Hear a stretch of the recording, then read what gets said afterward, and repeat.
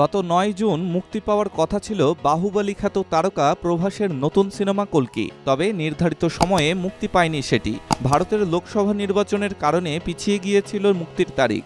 সবকিছু ঠিক থাকলে আগামী ২৭ জুন থিয়েটারে আসবে প্রভাস, দীপিকা পাডুকোন, অমিতাভ বচ্চন, কমল হাসান অভিনীত এই ছবি। অবশ্য তার আগেই আয়ের ঝুলিতে প্রায় ৪০০ কোটি টাকা যোগ করেছে ৬০০ কোটির বাজেটের এ ছবি। ভারতীয় সংবাদ মাধ্যমের এক প্রতিবেদনে বলা হয়েছে, মুক্তির আগেই ৩৯৪ কোটি আয় করেছে কল্কি। শোনা যাচ্ছে, যে অনুপাতে এই সিনেমার সত্ত্ব অন্ধ্রপ্রদেশে বিক্রি হয়েছে তা থেকে ৮৫ কোটি আয় হয়েছে। কিছু সত্ত্বের বিনিময়ে ২৭ কোটি পাওয়া গেছে। নিজামের সত্ত্ব মারফত আয় ৭০ কোটি। ফলে অন্ধ্রপ্রদেশ টেকনোলজি সার্ভিস থেকে ছবির মোট আয় ১৮২ কোটি।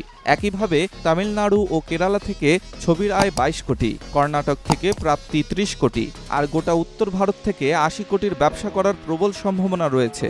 বিদেশের সত্ত্বের বিনিময়ে আরও ৮০ কোটি ধরা হচ্ছে। এই সমস্ত কিছু মেলালে মুক্তির আগেই কল্কি 2898 এডির আয়ের পরিমাণ দাঁড়াচ্ছে ৩৯৪ কোটি। এছাড়া অগ্রিম বুকিংও রয়েছে। নাগ অশ্বিন পরিচালিত সিনেমাটিতে আছে মহাভারতের যোগ। তার উপর ভিত্তি করেই ভবিষ্যতের গল্প সাজিয়েছেন পরিচালক নাগ অশ্বিন।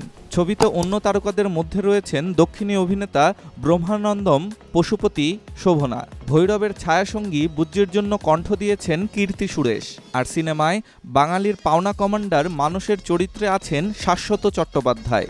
মুক্তি প্রতীক্ষিত কল্কি সিনেমাটি অনেক কারণে বিশেষ। এই সিনেমার সুবাদেই দীর্ঘ ৩৮ বছর পর অমিতাভ বচ্চনের সঙ্গে স্ক্রিন শেয়ার করেছেন কমল হাসান। অশ্বত্থামার চরিত্রে অভিনয় করেছেন বিগ বি। আর কমল হাসানকে দেখা যাবে সিনেমার প্রধান খল চরিত্র সুপ্রিম ইয়াসকিন রূপে। এই সিনেমার মাধ্যমে ৩৮ বছর পর অমিতাভ বচ্চনের সঙ্গে পর্দা ভাগ করছেন দক্ষিণী সুপারস্টার কমল হাসান। অনেকের ধারণা, সবকিছু মিলিয়ে সালারের পর আরও একটি হিট ছবি দিতে যাচ্ছেন প্রভাস।